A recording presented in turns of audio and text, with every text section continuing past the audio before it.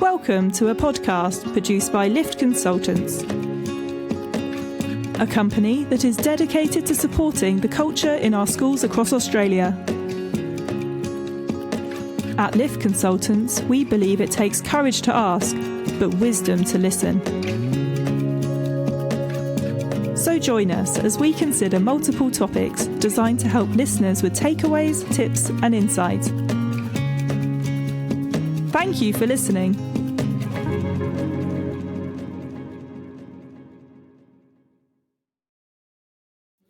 Ladies and gentlemen, thank you very much for joining us on this edition of a Lift Consultants podcast. This will be focusing on psychological safety, a topic which has a huge amount of discussion in the workplace, whether that's education, industry, and something which is worthy of our time and of our consideration.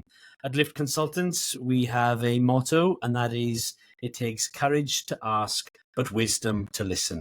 And therefore, we think this topic is very relevant to the current working world. I'm joined today by my special guest, Mr. Nick Burnett. Nick is the owner of Nick Burnett Consulting, and Nick has played a major role in my own career and my own development since I've been in Australia, something I'm really, really grateful for. Nick, good afternoon, and if you would like to just introduce yourself and some of the work you're doing at the moment. Cool. Afternoon, Richard. Yeah, so I've been here 20 years now, and I'm sort of an educator who's learnt business, I guess, is the very short version. But the bits I'm particularly interested in at the moment, and they sort of sit alongside each other, and we might get into this a little bit later, but I'm reframing it as around becoming humane. And the humane bit is technology, the AI space around helping humans be better humans. And I know that sounds very broad, but there's a thing around communication. That's where we first met through coaching. How do we have better conversations? And we're born with the ability to communicate, but it doesn't mean people do it well. And that's one of those nuances. How do we improve? How do we develop? Absolutely. And this entire podcast came out of you and I sitting down for a coffee in a local shopping centre, and somehow we got onto the topic of psychological safety and experience that you had personally with a professional, and that willingness for somebody just to share information with you which you haven't asked for and you don't even really want. At the same time, there's something in certainly your manner, I've experienced that, or perhaps in a coach's manner that really draws out a sense of comfort and therefore perhaps honesty. What do you think some of those things are in terms of what is it that establishes on a one-to-one basis? What is it that establishes psychological safety, do you think? Yeah, look, it needs a lot of unpacking, doesn't it? Because it is a curiousness that I've had for quite a while now, and it's obviously not just me, but how some people have that presence, and it's not an overbearing presence, obviously, but a presence there that another human trusts them really, really quickly to be sharing some stuff that is, can be quite personal or whatever else, but what is it about that? And, obviously coming into this, I've been reflecting a bit on that, and it's part of the journey for me is what is it that creates that unique connection of human to human when there's more and more technology around? And bits that sort of I jotted down as I was thinking about it. One is, how do you create a safe space for people? I think one is that you actually do a lot of listening, as you say. I think that link to coaching, I think is a helpful one, because I think there is something about a coaching approach to conversations where you ask questions and you're willing to and able to listen to the answers, as opposed to it being just a transactional process. So actually showing some genuine interest. And there will be all sorts of, I think, micro expressions and body things that, in terms of how we sit, how we're open to things that often don't realize in those particular situations. But I think there's an authenticity. That's something I'm increasingly thinking. There's something about, now, how do you pick that up really quickly? I think it can be just sharing something vulnerable about yourself. And it's an interesting one. And we'll dive into this a bit later, how do you develop being authentic is an interesting challenge in many ways. But the coaching bit for me is some people naturally can create psychological safety much more than others. But I do think and believe that it can be learned and developed. And we'll probably dive into that a bit later. But yeah, there's a lot there, I think, that can be done. There's two pearls of wisdom that you shared with me many moons ago, and one was a conversation is not just waiting for your turn to speak. So when you were talking about the actual listening and letting the content guide your discussion, I think adds authenticity. That's something that's really sat with me for years and years. It's not about waiting for my time, actually about hearing, taking the time and responding. And the second is letting silence do the heavy lifting. That's one which has sat with me again and I think made a difference to my professional practice. You don't have to fill the void. And in doing so, perhaps you are letting your guard down a little bit and providing some of that authentic communication. I think it links to that, and I know you've done quite a lot of work around Brené Brown's work around being vulnerable, isn't it? And it doesn't have to be massive things around that, but just that willingness to share some of the bits that make us human and the foibles we have around those bits. Yeah, I think it is super important. And there is a key bit, is say that willingness to really listen. I think is that, I say, most of the time we spend time just in conversation as opposed to that coaching presence, that way of being. Again, going into the coaching space, that way of being, I think is crucial that people pick up on. Here's someone who's genuinely interested. And, whether you are or not is interesting, isn't it? Because the particular one I'm sharing, I wasn't particularly interested. But obviously I must be, so much coaching that I can't help but demonstrate interest, which is not a bad thing. I'm quite comfortable if I do that. Because this is, the interactions we have with other humans. And I think this is increasingly important. It's always been important, but increasingly important in the busyness is how do we stop, slow down to actually really honour the time of the other person, I think is a crucial one. Yeah, that's a beautiful word, isn't it? Honor. And similarly, the vulnerability. And having done that data lead training recently, a lot of people would say that is life changing in terms of what they've done. I found it really affirming would probably be my word in terms of, well, that's trying to bring that as a person is, I believe, what defines a really great leader. I suppose a question I would ask is, how easy is it to be vulnerable and create psychological safety as a new leader? Do you need runs on the board or scar tissue on the body to really take you to that point? Yeah, look, it's an interesting one, isn't it? And what popped into my head was credibility. So particularly in a work environment, obviously it depends on, no matter what your work is, we make decisions within seconds about whether we trust or don't trust people. So the first impressions are important. It doesn't mean that's it fixed forever, but how do we show up? And I think there's just that, and it's something my mum said to me as a kid, and it's funny, it stuck with me. And it's not just as simple as this, but I do think it does make a difference. Is when you meet someone, smile. It's not rocket science, yet some people don't, and it's not always easy to do that because you might have other stuff going on. But that immediately signals to this person that it's a social reassurance signal, being blunt about it. If you have to think about, I need to give a social reassurance signal, it's probably not authentic. That's the challenge. But just that smile and the kind eyes makes a connection with people.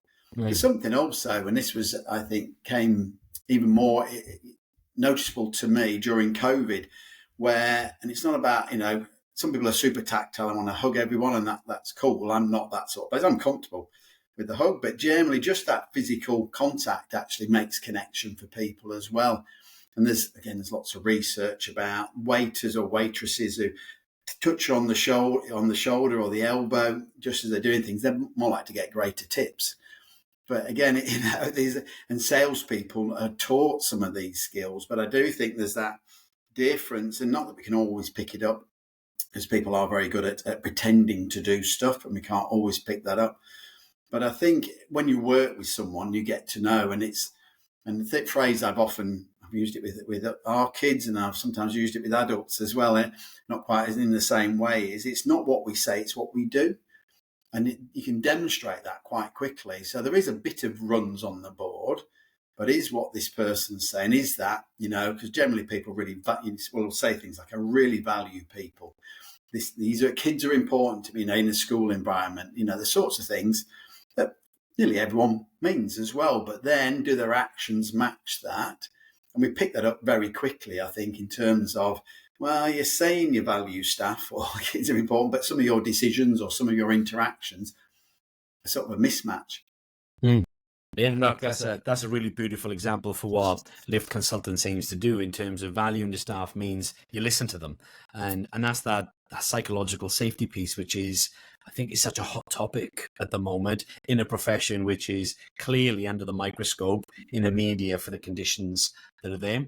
Now, in preparing for this podcast, just a couple of quotes I just wanted to share with you in terms of these are some working definitions of psychological safety and what that might look like in the workplace. One of them is that psychological safety refers to your ability to freely express your opinions at work without fear. And the second is it is felt permission for candor. So there's two I guess, similar quotes suggesting that actually I can say what I'm thinking and I can do so confidently, comfortably, without any fear. What are your thoughts on them as working definitions for maybe people who are new to this space or just coming into a leadership role? I think the connecting piece, listening to them, and I had read them before, but just in terms of listening to them, is feedback. It's that phrase we use all the time in all work parts of jobs, don't we? But generally it invokes fear. If someone says, I want to give you feedback, people generally go to that concern bit. And for me, is this about, does this feel personal or is it professional? And really being clear with people, differentiating the two. That actually some conflict is good. People think you've got to avoid conflict. For me, the most effective teams will disagree, no matter who your position is. They'll disagree with you, but how they disagree with you, and there's a respectful position of recognising. And so, the best leaders I've worked with and talk about power with rather than power over. So, at the end of the day, they're the boss. It's their call. They're going to make the call on it, but they don't have to play that card. As soon as they have to play that card, it feels a different relationship. And I think there's that way of being able to offer feedback to the boss, whoever your boss is, how's that received, that sets the tone for other people, because otherwise it's, it can be top down. So if they're more senior or, in terms of position or years, they can give feedback down, but they're not open the other way. And I think it's that two-way process. So I can, but someone might actually totally disagree with what my view is. And how do I respond when they totally disagree? So the team dynamics, I think, are crucial. And one of the things I jotted down, again, coming into this, as I was reflecting on it, because the difference between teams and groups that we don't always get right in lots of sectors, and we can unpack that if that's useful. But for me, often there's not enough time spent on the team. So we spend a lot of time in the team doing tasks, doing things, and just presume adults will get on. Where I've certainly had experiences, I'm sure you have, Richard, where it's not quite as simple as that. Some people we get on really easily with, some we navigate okay, some we struggle with, and they'll struggle with us. But that's not, and the danger is we think we're right, they're wrong, and it's actually trying to explore what's in the middle. What is it about their perspective that maybe I'm missing? Yeah, that's a really interesting point. Having led a school community and finding time to invest in the team as opposed to just working alongside the team. I considered myself an individual who was power with as opposed to power over. But you do raise a really good point in terms of, well, they've got to this point, sort of the what's next. How do you help? And you really do need a degree of candor in order to establish that growth when you get to a certain point. And I think it's a really wonderful word. And there's the difference between inviting feedback and then people feeling that they can actually give honest feedback. So, engagement is key. Just being willing to ask, wonderful. And then I think that's the wisdom to listen part of our motto, in the sense of, well, people if they're really able to tell you what they're thinking, you're in the best possible position for growth and improvement. There's a flip side and a shadow side, I think, to all this, though, because we talked about coaching. We've talked about that openness and willingness of people to share. We even talked about the smile. Some of the research would tell us there's a difference between being nice and then having psychological safety because people are able to be candid. And just a line here would be, unfortunately, at work, nice is often synonymous with not being candid. And what are your thoughts on that as a quote? Yeah, I think it's spot on. We often conflate friend and friendly. So everyone's friendly, and friendly is you're nice to each other. That's not a bad thing to be. It's a bit like being kind. It's a lovely thing. If you're not sure what to be kind. I always say in any situation, it gives you sort of a step forward. But I think that, friends, if it's a true friend, and again, you're not talking Facebook friends generally here because there's lots of those, but a true friend from my perspective, they will tell you. They will tell you if they think you're making a bad mistake or you're misinformed. Yet friendlies, we don't. We avoid conflict. Yet good friends are forged often on some conflict, disagreements about certain topics that actually makes the foundation of the relationship a lot stronger. If we never sort of challenge each other, and it's about getting it, again, from a coaching space, about challenge and support. I was talking with someone about this yesterday, and that's an important thing, isn't it? When do I challenge this person? When do I need to support them? And that dance of accountability is super important.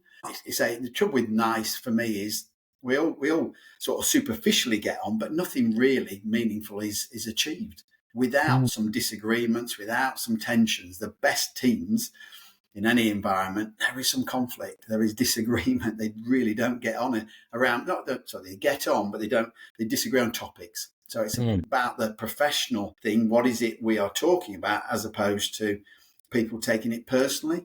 If someone disagrees with them, we take it personally. How do we help people? And another thing I wrote down was, how do we help people be comfortable with being uncomfortable? Because people like to be liked. Most humans like to be liked, and that's Absolutely. okay. But that can get in the way of being open and honest with each other. Yeah, that's wonderful, and I think you get the work done. The question is, what did you not get? Just you sort of miss it. It's that richness, isn't it? It's that two-way conversation approach where the answer comes from real exploration and explanation, where you are testing your theories and you're taking it to the next level. But it's amazing how much of that sits on the manner of the leader and how they create psychological safety in the workplace. Their team feel they can work with them. With that in mind, what do you think some of the best approaches are? And let's take education. Lift Consultants certainly focuses on education. I know you've done a lot of work with middle leaders and school leaders, principal of a school yourself. What is it, do you think, that schools can do to two parts? A, really show that they want to develop psychological safety and really establish that. And B, I guess, in their actions in themselves, what do you think some of the things are that could be done to enhance psychological safety in a school setting? Yeah, I think for me that they are combined. And I always said that, the principal sets the tone. It's not just down to the principal, but it's really hard to have a really positive culture and, a culture where psychological safety is a default, is an expectation, and there's challenges around that. And I think for me, ultimately, it comes down to two actions. So the words, as we both know, words are super important, but actually people remember what you do and how it made them feel. Maya Angelou quote is super important. People remember how you made them feel. So even when you disagree, where do you disagree? How do you disagree? How do you hold people accountable? Because again, the being nice is some people, and that's, for a whole range of reasons, might not be at optimum level in terms of their performance. Stuff might be going on. How are they held accountable? Because no matter how confidential we think it is, things get out, don't they? We both will have experienced that on occasions. As confident as you try and keep it, people talk, so things leak out. And people know if someone's, taking the easy road and not being held accountable for quality outcomes. And the way I tried to do that. It stayed in my head, and it is 20 years since I was a school principal, so a long time ago, was, if it was your kids in that school, what would you want the leader to do? And, having got kids, that was a really important bit. So someone who really matters to you, what would you want the leader to do? It doesn't make it easy, but it gives you a bit of, I guess, desire to go, okay, I know I need to do this. Again, it's that uncomfortableness, and there's some people naturally are really good at those, but there's lots that can be done if people want to improve or open to change, because that means they've got to change. We generally want the other person to change, which is much easier, of course. Well, of course it is. Sometimes that's right as well. It's really interesting that at the top you sort of talked about authenticity. And then when you talk about your practice 20 years ago, one of your go-to strategies was essentially the use of empathy. It was actually placing yourself in somebody else's sort of position and shoes with a consideration for your own children. And from there, arguably comes your very best genuine self. And probably 20 years ago, I would ask, 20 years ago, I'm willing to believe that you didn't realize that's what you were doing. And I wonder if that begs the question that it's not about necessarily being self-aware. It's more about attributes and traits that exist within the character. That's a challenge, and it probably wouldn't be a popular one in some ways. What are your thoughts on that in terms of psychological safety and the key attributes required to establish that as a person? How hard is it to learn them, or are they natural gifts and talents that we've been provided with? So I think everyone's got different levels. It's like anything, isn't it? And the interesting bit, you mentioned self-awareness, and having worked with lots and lots of people over the years, it's interesting. The ones who generally, again, this is my assumption, my judgment, and I try and stay out of judgment, but sometimes you can't help but judge people. Those who probably need the most work in developing self-awareness don't think they do. And that's a real sort of tension in that. How do you, because they think, oh, no, I'm great, because they're not self-aware. So if you're not, so how do you just put the spotlight on yourself? Those like yourself who are highly self-aware, we're always looking at how do we get a bit better? How do we improve, reflecting in the moment? And there's ways you can do that, obviously. And I have seen, having debriefed people from 360 feedback, that can be very powerful. And so it's got to be done very carefully. For some, absolutely, hopefully for most people, there's lots of affirmations, and some are pleasantly surprised out there, doing much better than they thought they were. A lot of people have sort of knocked themselves around those bits, but some people are totally blindsided. They just do not realise how people, because everyone's being nice to them, no one's having the conversation.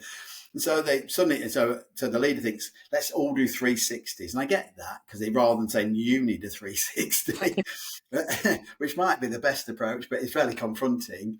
We're all going to do it. And people generally learn. I've always learned whenever I've done those things. But for that person, it's who debriefs them and how they debrief them. I've had people from, and again, you've got to invite people into that space. Talk about trying to create a psychologically safe space where you think, well, this is going to be an interesting debrief. So you try and do the right thing, smile, shake hands, those bits to get that human connection. But all you can do is invite people into that space. Some close down totally. Denial is, it's not uncommon, that deny this, that they've got an agenda, all those sorts of things that can come out at different times. Some people, burst into tears because they just didn't see it, and they're nice people and just blindsided. But that's, that can go back years, because people haven't had those candid conversations with them. And and I still do remember it. I've been a new leader, and I've said this to many new leaders. You get one chance, really. The first time you see a behaviour from a person that isn't how you want the school to operate in our experiences, you need to address that. But again, how, when, etc., you address that is crucial, isn't it? Because that demonstrates that we will be held accountable, but how we're held accountable. Is that a shout across the staff room at someone doing something? No is the answer to that, if anyone's not sure. Or is it like, I just need a quick word with you afterwards? And people notice that, but you do it in private. You give them a chance. And I used to talk about giving feedback curiously. All right. So can I give you some feedback? And if you have to give that feedback, then don't ask the question. Because again, you're not being authentic if they can't say no. I need to give you some feedback. So it depends on where you can try and ask questions. Can I give you some feedback? Because it helps prepare people a bit. What I noticed or what I saw was, this is my observation. You share that. What are your thoughts on it? So you invite them into an adult conversation as opposed to it's the boss telling me off. As soon as we feel told off, the relationship changes. It's not a psychologically safe space, because I'm going to be more careful, cautious when the boss is around. And we shouldn't really change our behaviours too much, should it, if we're doing it well? Yeah. And you touch on a couple there: standard you walk past, the standard you accept, behave as you would behave as when everybody's not looking. They're really great examples. And for anybody, I think, who's new to leadership, what you just said there are fantastic lessons for people to take away. Now, that one chance mentality, but doing that with dignity, grace, and protecting the person, that's a real gift. Because a new leader might come in for, I can't have that. I won't stand for it. I'm going for it. I've got to address this. I've got to address this now. So there is a wisdom in there, which is required, I think, to do those things really well. And whether that is self-awareness or just the natural ability to pace yourself, know your audience and know your surroundings, if you get that right, then you really got the best possible chance, I think, of establishing the sort of culture we're talking about. Yeah, look, I think, because I didn't really answer your question, Richard, reflected on it, but that's not unlike me. But one is there's modelling, I guess, is to come back to that, how the leader models, that makes a big difference. So, yeah, people are given, have different amounts of skills and attributes around those things. But I do believe that if it's your natural space, then that's great. You can just get a bit better. But if it's not your natural space to demonstrate these things, it's hard work. But you can change if you want to. But it's hard work. You generally need a coach, mentor, someone alongside who can give that candid feedback as you need it, reflect on things. But that's got to be someone who's really, and again, I have worked with principals in that space where they desperately were trying to. They knew they needed to improve, which is, I always say, noticing it is the most important step. Because people are blind to it most of the time. We all have blind spots, but noticing, here's something I need to do differently is the most important step. But that doesn't mean it's easy, because we have our natural styles, our natural approaches, but with support, and identifying the sorts of behaviours, I do think people can improve in that space. We're not fixed as human beings. And we know increasingly now from the neuroscience that, our brain isn't fixed. It's, if we're open to it, it will continue to change and different things will evolve. The synapses will change, but you've got to be open to change, which again is a crucial one for me. Yeah. So let's move into the space of artificial intelligence, a space which I know you are, I'm going to use the word curious, certainly curious about it. I guess in the last 12 months, maybe 18 months, there's been significant discussion of artificial intelligence. And when you say humane, HUMAIN is essentially what you're talking about, isn't it? So let's take artificial intelligence, blessing or a curse for psychological safety. Where are you at? Yeah, it's an interesting one, and yes. It's a short, not helpful answer, so I'll expand on that a little bit. So the blessing is, I think, and that's deliberately a bit of a play on words, which I was saying to someone just before, humane is, so it actually helps us do these, at the moment, uniquely human things better. That psychological safety is a crucial piece, and it can help us around that. But I think it can help us because it can give us more time, particularly as leaders. It can take some of that day-to-day mundane stuff to allow us to be more humane in our interactions. So a deliberate play on words there. In terms of, there's some research, and because you could use it, and people are starting to use it to, even on Zooms or anything like that, it'll come up with a transcript and it can identify who's speaking. And obviously that can save lots of time. But now it's being recorded, now it's being documented word for word.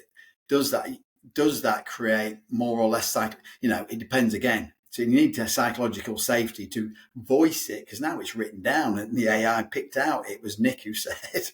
It's not you said that. I remember it, but, so it can be there. And someone's done some research on the impact on team conversations of AI transcription.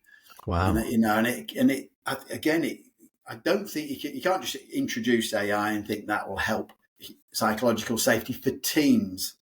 Yeah. The interesting juxtaposition where is there's some evidence that actually people are much more honest with an AI than they are with a human.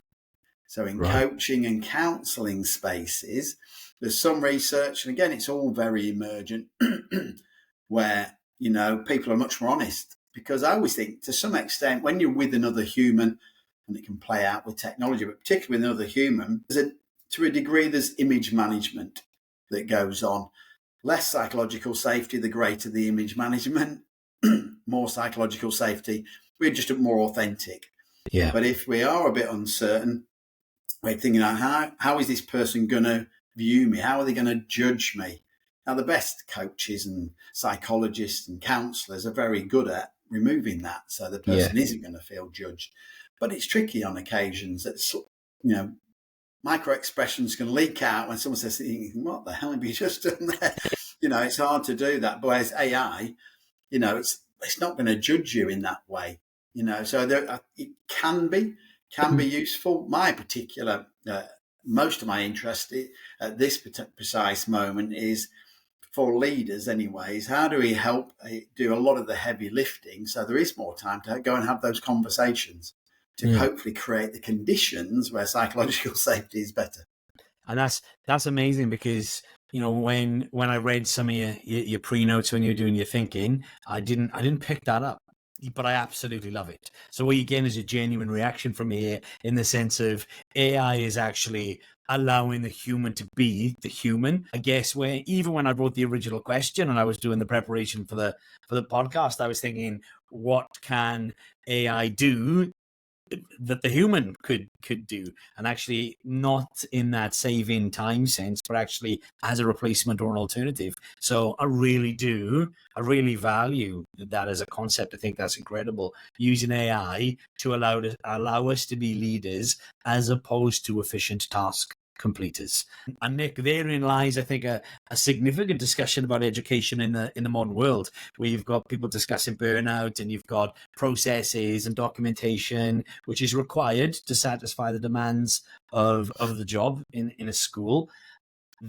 Getting that done, that's not as rewarding as some of the things you're talking about, and which is probably my thoughts on AI with some of the transcript. I would believe you could be really open and honest to a machine because you've got that safety to do so.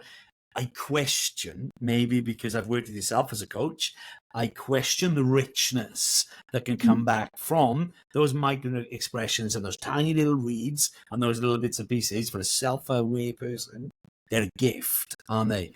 And it's that human interaction that I think we all cherish. I think it's a real lovely balance, and who knows where it's going to go next.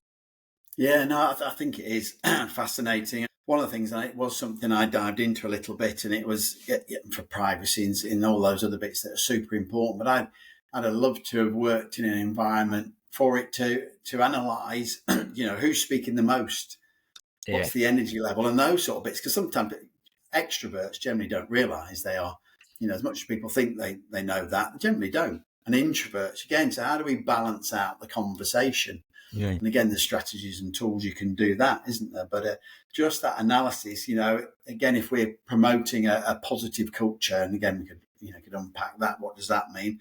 But what's the balance of language in terms of positive to negative in conversations? And it can do that. Otherwise, we've just got a sense of feeling, which I'm not saying is wrong, but the data, it's increasingly about the data. But that is helpful data that actually thinks, okay, we're not quite getting our team meetings right here, because as the leader, I'm speaking 75% of the time. I say I'm all about inclusivity and, collaboration. Actually, I'm still dominating the conversation. So how can I cut that back? How do I reduce that so it's not me dominating the conversation, for example? No, and look, I think in today's podcast, which we're coming to the end of, I think there's some real themes which have emerged, and the one thing when you're planning a podcast is you can't plan the themes, the emerging themes which come out of it, because it's only high quality discussion and conversation, I think, that takes you to those places. So if I could share, I guess, and I'll go first, then I'll invite you to do the same. Some of the things which have really jumped out at me today would be the power of the individual. So that human connection. We talked about the smiles. We talked about the, where that is the tactile nature of things. It's really important that that's there, but it has to be authentic.